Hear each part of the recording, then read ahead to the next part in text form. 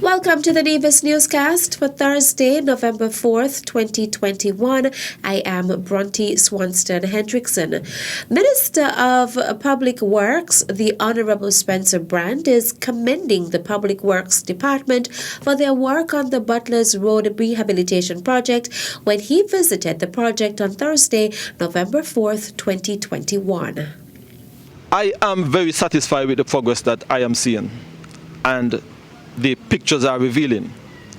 I am also very satisfied of the quality of work that has been exhibited by the Public Works Department. I am one who certainly have every confidence in the ability of our Public Works Department, and I certainly want to thank the Director and the Supervisor for their commitment to the task that we have outlined. When this road is completed and this enhancement project is completed, it will certainly be on par with other developmental projects as it regards to roads construction here on the island of Nevis because of the competence and the quality that the Public Works often deliver. We recognize that we are making the kind of progress that we want to see here in Butlers. And as was indicated, we expect that by the end of this month, this section of road would be fully asphalted. And once that is done, then we can continue other areas of this project. Minister Brandt also expressed thanks to the residents of Butlers for their understanding and cooperation during the project. Director of the Public Works Department, Jevon Williams, went into details about completed work as well as the work in progress.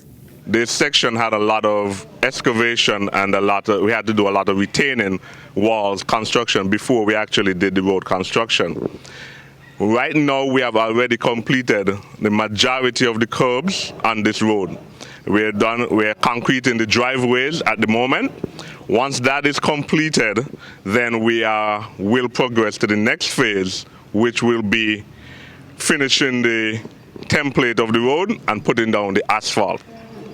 We are hoping and we are planning to have this section of roadway asphalted by the end of this month. At the top of this road, Cistern Road, where the Church of God, Butler's Church of God was, we are all currently doing some works up there. It includes building a wall and a drain at the top.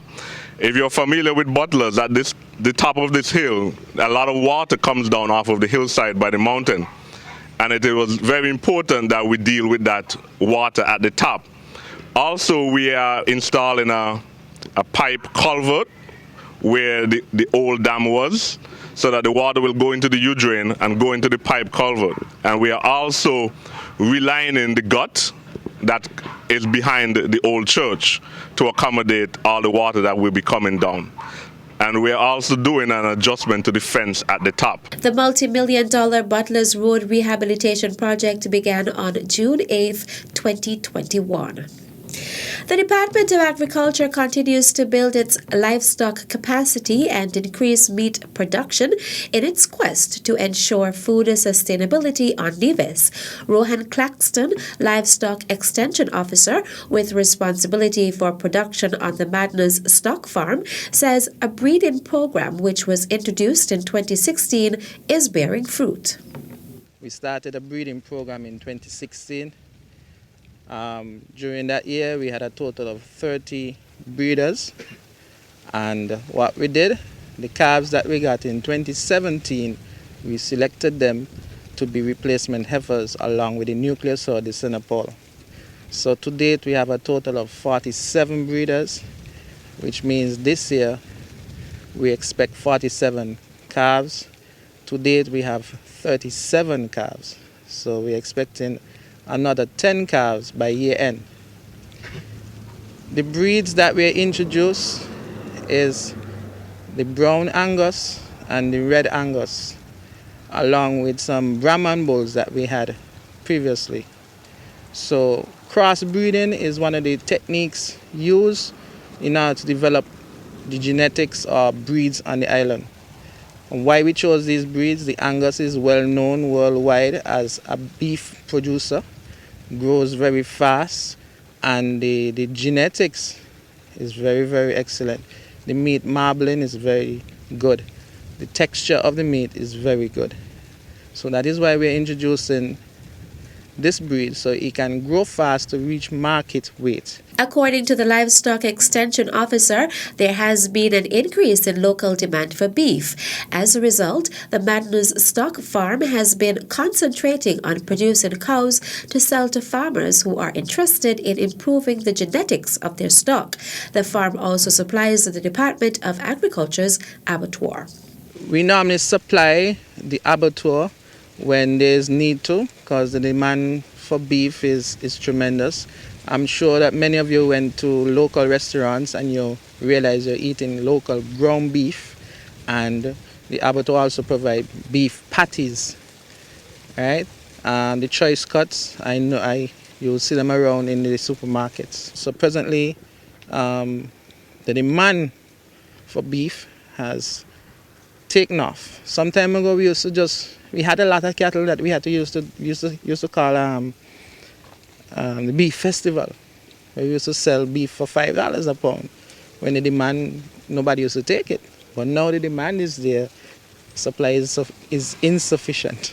Presently, at the abattoir, it's $8.50 a pound. The butcher's $10 a pound. According to Claxton, the nucleus herd at Magnus is in the region of 100 heads. If you look at the animals, they're in prime condition now because we had some rains during September, and then the paddocks with the grass is grown back, so now they get some lush green. The forages, cattle are supposed to consume at least 20% of its body weight. The average body weight of these cows is around 800 to 1,000 pounds, which means they should consume at least 20 to 30 pounds of grass on a daily basis in order to get the protein for them to develop and grow and provide milk for their calves. Livestock Extension Officer Rohan Claxton. The Inland Revenue Department is committed to building a relationship with its customers by working together during this recovery period in keeping as many businesses as possible operational by promoting compliance with the Federation's tax laws. Comptroller Edward Gift notes that the department has focused on expanding its e-services to make it easier for the customers to comply with the tax laws. We have launched a quick payment option whereby persons can renew their motor vehicle licenses, driver's licenses, and pay property tax without coming into the department and reducing their exposure to any instances of COVID. Again, we also request that taxpayers in the diaspora use this quick payment option to renew their motor driver's license and make property tax payment, as they may be unable to travel for other reasons. Again, the department is also focusing on launching a mobile app for the payment of taxes. The department would also be actively engaged in the process of communicating the government's commitment to helping taxpayers meet their obligations as they restore their businesses. One, we will be more actively engaged via social media platforms, Facebook, Instagram, YouTube, in providing information of how persons could increase their compliance. The Inland Revenue Department will also be issuing more payment reminders. For November, we have issued payment reminders to persons who have not paid all of their property taxes. Again, we encourage you to come into the department and discuss your situation with us. The aim of the department is to focus on restoring revenue streams, the comptroller says. One, the department would be focused on businesses that do not comply by failing to file, register, and report to the department. In response to this challenge, the department has deployed a field team that would be canvassing the Federation to identify these businesses. There are many innovative sectors, and the economy is shifting to a digital stage. The department will be shifting its attention to focus on businesses in this digital space by focusing on businesses that operate under the tourism brand that via Airbnb, Expedia, or Facebook.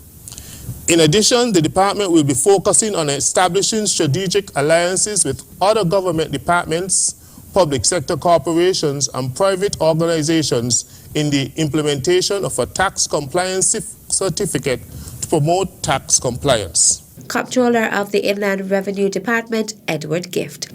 In a celebration of International Men's Day, the Department of Gender Affairs will host its 2021 edition of Men Can Cook.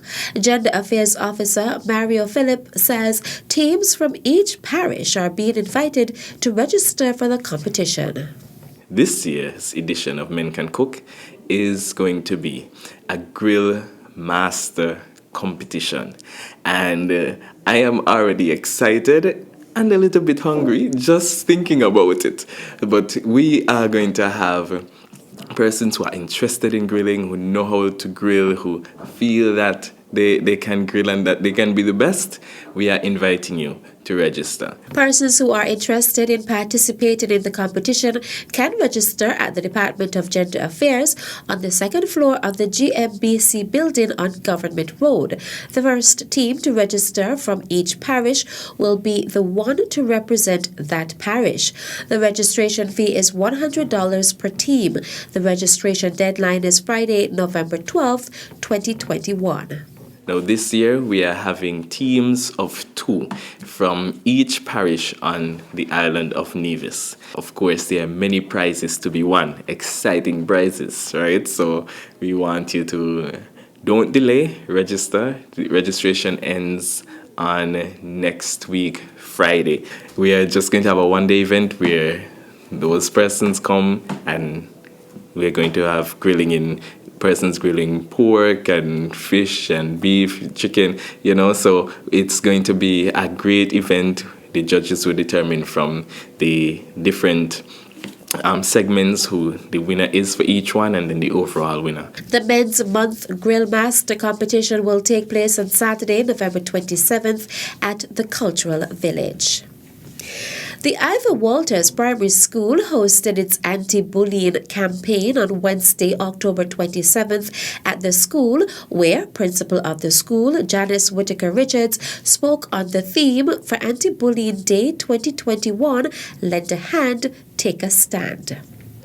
For you may not even want to come to school when you've been bullied and would make up all kinds of excuses and lies about imaginary pains that you have in your belly, in your head, in your feet, and all over your body.